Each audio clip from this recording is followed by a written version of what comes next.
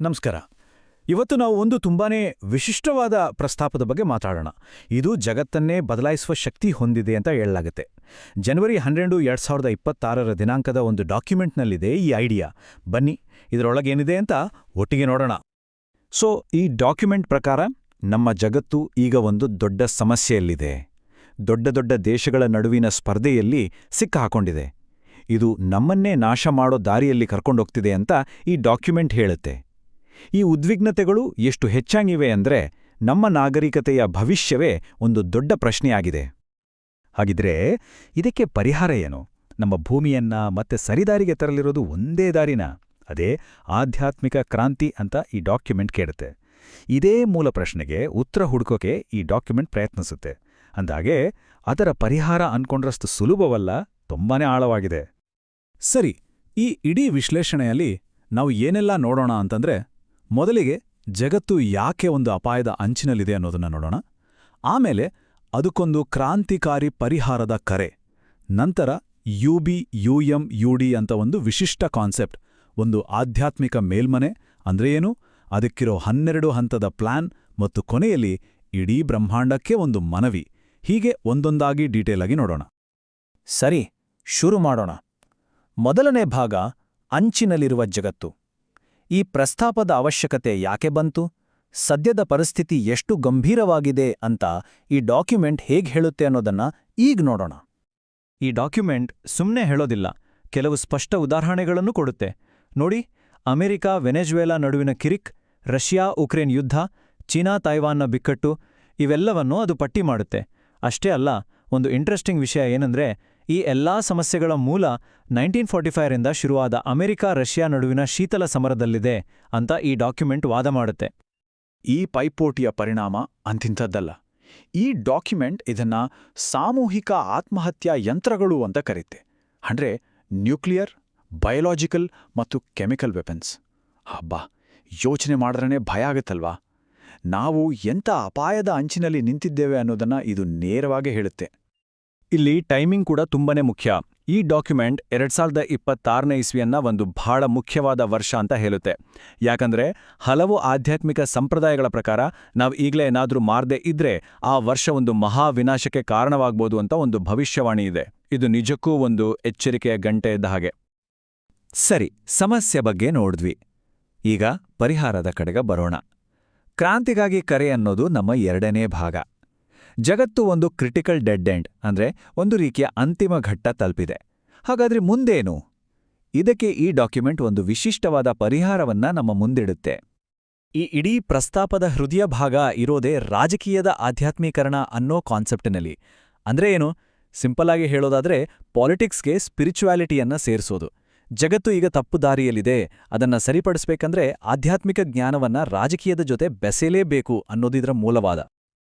ಹಾಗಂತ ಈ ಐಡಿಯಾ ಏನೋ ನಿನ್ನೆ ಮೊನ್ನೆ ಹುಟ್ಟಿದ್ದಲ್ಲ. ಇದರ ಹಿನ್ನೆಲೆ ನೋಡಿದ್ರೆ 1995ರಲ್ಲಿ ಮಾತಾ ವೈಷ್ಣೋದೇವಿ ದೇವಸ್ಥಾನದಲ್ಲಿ ಇದರ ಬೀಜ ಮೊಳಕೆ ಒಡೆದಿತ್ತು. ಅದಾದ್ಮೇಲೆ ನೋಡಿ, 2007ರಲ್ಲಿ ನಮ್ಮ ರಾಷ್ಟ್ರಪತಿಗಳಾಗಿದ್ದ ಡಾಕ್ಟರ್ APJ ಅಬ್ದುಲ್ ಕಲಾಂ ಅವರಿಗೆ, 2012ರಲ್ಲಿ ಬೇರೆ ಬೇರೆ ಬುದ್ಧಿಜೀವಿಗಳಿಗೆ, ಆಮೇಲೆ 2014ರಲ್ಲಿ ರಾಷ್ಟ್ರಪತಿ ಪ್ರಣಬ್ ಮುಖರ್ಜಿ ಮತ್ತು ಆಗತಾನೆ ಪ್ರಧಾನಿಯಾಗಿದ್ದ ನರೇಂದ್ರ ಮೋದಿಯವರ ಮುಂದೂ ಈ ಪ್ರಸ್ತಾಪವನ್ನ ಇಡಲಾಗಿತ್ತು. ಸರಿ, ಈಗ ಈ ಇಡೀ ಪ್ರಸ್ತಾಪದ ಅಡಿಪಾಯ ಅಂತ ಹೇಳ್ಬೋದಾದ UBUMUD ವಿದ್ಯಮಾನದ ಬಗ್ಗೆ ನೋಡೋಣ. ಇದೊಂದು ಹೊಸ ಪದದ ಹಾಗೆ ಕೇಳಿಸ್ಬೋದು, ಆದ್ರೆ ಇಡೀ ಹೊಸ ಪ್ರಪಂಚದ ದೃಷ್ಟಿಕೋನಕ್ಕೆ ಇದೇ 3 ಕಂಬಗಳು. ಮೊದಲನೇ ಕಂಬ UB ಅಂದ್ರೆ ಯೂನಿವರ್ಸಲ್ ಬ್ರದರ್ಹುಡ್ ಅಥವಾ ವಿಶ್ವ ಭ್ರಾತೃತ್ವ. ಇದರ ಗುರಿ ತುಂಬಾನೇ ಸ್ಪಷ್ಟವಾಗಿದೆ. ಜಗತ್ತಿನಾದ್ಯಂತ ಇರೋ ಎಲ್ಲ ಒಳ್ಳೆ ಶಕ್ತಿಗಳನ್ನ ಒಂದೆಡೆ ಸೇರಿಸೋದು. ಧರ್ಮ, ಜಾತಿ, ದೇಶ, ಹೀಗೆ ನಮ್ಮ ನಡುವೆ ಇರೋ ಎಲ್ಲ ಗೆರೆಗಳನ್ನ ಅಳಿಸಿ ಹಾಕಿ ಒಂದಾಗೋದು. ಎರಡನೇ ಕಂಬ ಅಂದ್ರೆ ಯುನೈಟೆಡ್ ಮಾಸ್ಟರ್ಸ್. ಇದೊಂದು ತುಂಬಾನೇ ಆಸಕ್ತಿದಾಯಕ ಕಲ್ಪನೆ. ಈಗಿರೋ ಯುನೈಟೆಡ್ ನೇಷನ್ಸ್ ಅಂದ್ರೆ ವಿಶ್ವಸಂಸ್ಥೆಗೆ ಪೂರಕವಾಗಿ ಒಂದು ಹೊಸ ಆಧ್ಯಾತ್ಮಿಕ ಮತ್ತು ಮಾನವೀಯತೆಯ ಮೇಲ್ಮನೆಯನ್ನ ಸ್ಥಾಪಿಸೋದು. ರಾಜಕೀಯಕ್ಕೆ ಆಧ್ಯಾತ್ಮದ ಮಾರ್ಗದರ್ಶನ ನೀಡೋದು ಇದರ ಉದ್ದೇಶ. ಮತ್ತು ಮೂರನೇ ಹಾಗೂ ಕೊನೆಯ ಕಂಬ UD ಅಂದ್ರೆ ಯೂನಿವರ್ಸಲ್ ಡಿಸಾರ್ಮಮೆಂಟ್ ಅಥವಾ ಸಾರ್ವತ್ರಿಕ ನಿಶ್ಶಸ್ತ್ರೀಕರಣ. ಇದರ ಗುರಿ ರಾಜಕೀಯದ ಅತಿಯಾದ ಶಕ್ತಿಯನ್ನ ಕಡಿಮೆ ಮಾಡೋದು ಮತ್ತು ಶಸ್ತ್ರಾಸ್ತ್ರಗಳ ಸ್ಪರ್ಧೆಯನ್ನ ಪೂರ್ತಿಯಾಗಿ ನಿಲ್ಲಿಸೋದು.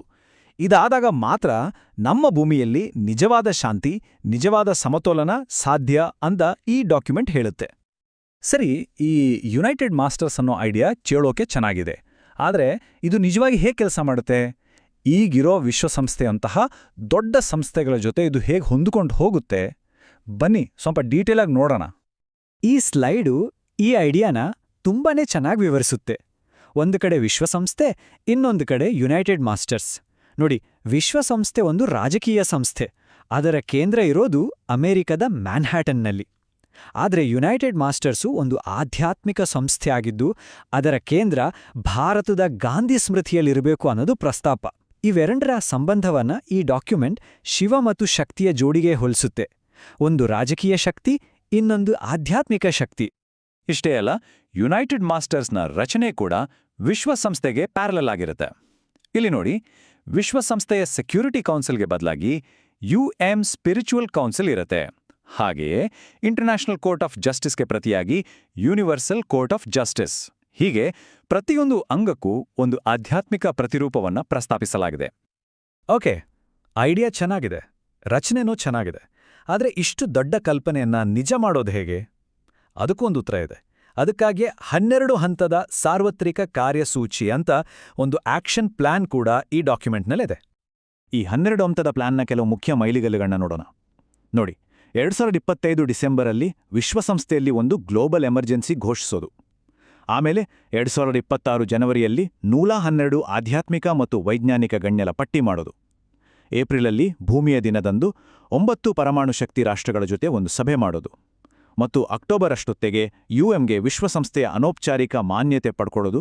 ಹೀಗೆ ಪ್ರತಿಯೊಂದಕ್ಕೊಂದು ಟೈಮ್ಲೈನ್ ಹಾಕಲಾಗಿದೆ. ಸರಿ, ನಾವು ಈಗ ಈ ಡಾಕ್ಯುಮೆಂಟ್ನ ಕೊನೆಯ ಭಾಗಕ್ಕೆ ಬಂದಿದ್ದೇವೆ ಮತ್ತು ಬಹುಶಃ ಇದು ಅತ್ಯಂತ ಮುಖ್ಯವಾದ ಭಾಗ ಕೂಡ.